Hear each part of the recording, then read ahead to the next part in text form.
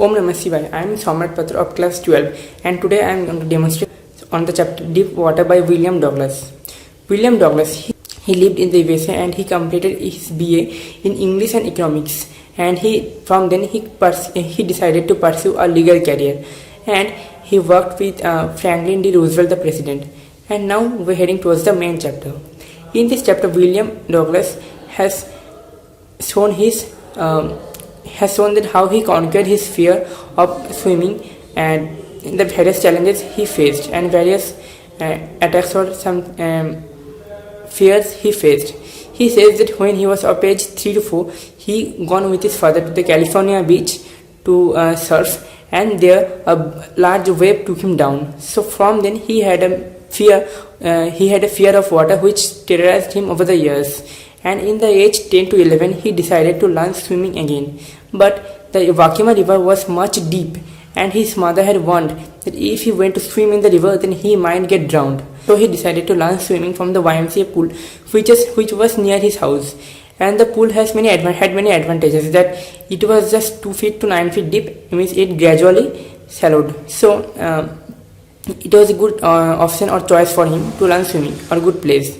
In the first day he went, he also wore a pair of water belts because he felt nervous to show his skinny legs. And in the first day he saw many other boys swimming there, so he tried to copy the movements, and in the first day he came back home. And in the second day he gone to the pool, and there he found no one. So he sat on the edge of the pool for some time and he waited for the other boys to come. Then he sat on the edge. He was thinking about his unpleasant memories, his childhood fear of the water, and also many other things. Then suddenly a big boy who was of age 18, he suddenly came from nowhere and pushed him straight away into the water, and he fell in the water in that sitting position, and he went deep into the water. Then he suddenly became very scared, and obviously everyone should, and he tried to come out of the water, and he tried to make a big jump from the surface from the bottom of the water so that he could come to the surface. But all his efforts were of no use, because he tried to jump many times, but he could not come to the surface. All he could see was water full around himself, and he also could not call anyone for help because his face was under the water, and he also could not call someone because there was no one there. And he searched for some ropes or ladders, but he could find nothing. Then after several tries, he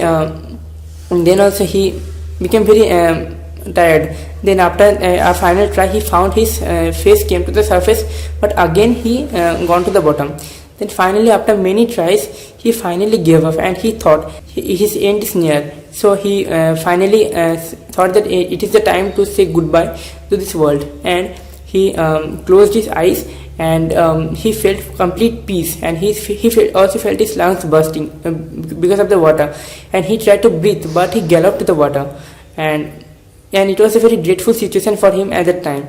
Then he closed his eyes, and after some time, when he opened his eyes, he saw that he was lying on the surface of the water, he was lying on the edge of the water, and there were many people there, and he also heard anyone scolding that big boy for throwing him into the water, and he also found himself vomiting and coughing, and from then a huge fear of water had came and established in his mind. And so at the age of 24, up to the age of 24, he was very scared, and in the age of 24 he finally decided to learn swimming from an instructor, because he wanted to water activities such as boating, canoeing, etc.